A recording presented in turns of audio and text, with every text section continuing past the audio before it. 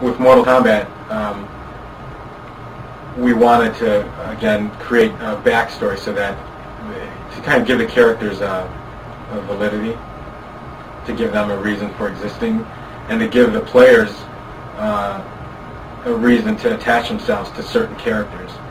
Liu Kang is our traditional noble, Shaolin monk. He of all the characters had the noblest cause for being involved in the whole mess. Shang Tsung was initially inspired by sort of all the wise old men you see from the old martial arts movies, with the long, thick white eyebrows and the long white beards. And Goro was just sort of us trying to emulate, some of the classic monsters you saw kind of growing up in the movies, the old Ray Harryhausen movies. There's always a big Cyclops and things of that nature, and sort of Goro we wanted to be sort of a version of those old classic monsters. Initially we included the ninjas in Mortal Kombat because ninjas, again, in martial arts are such a popular staple in that whole genre, and we wanted to include ninjas, and we wanted something different about them, something a little bit supernatural, and we also wanted to add some color to their costumes because I think typically ninjas dress in black so that you can't see them, and our ninjas, got the bright blue and we've got the bright yellow on them, and that was just sort of to add some color to the character. Initially, Sonya never even existed in Mortal Kombat. We created a character who was going to be an African-American U.S. Special Forces character in Mortal Kombat.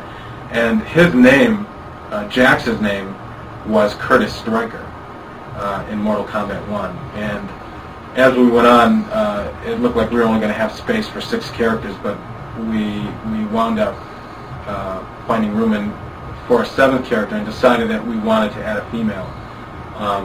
At the time it was kind of a rush thing, and we decided to kind of apply the Curtis Stryker character, who eventually became Jax, but wanted to apply Jax's story to Sonya, and and so she sort of became the Special Forces agent, and then Kano was created to kind of be her nemesis and give her a reason for being in the tournament and create sort of a conflict for her. The graphics are the initial attraction. When somebody looks at a game, the cool graphics kind of attract the player to it, and that will pull in the first token.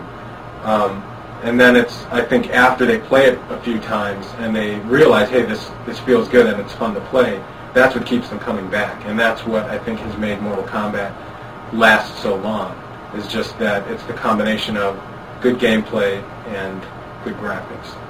I consider myself a good player at Mortal Kombat. When we first test the game and it first gets out there for that first month, I'm probably pretty capable of kicking anybody's butt. But you give it a month or two, and the players just latch on to certain elements of the game, and I just can't win anymore.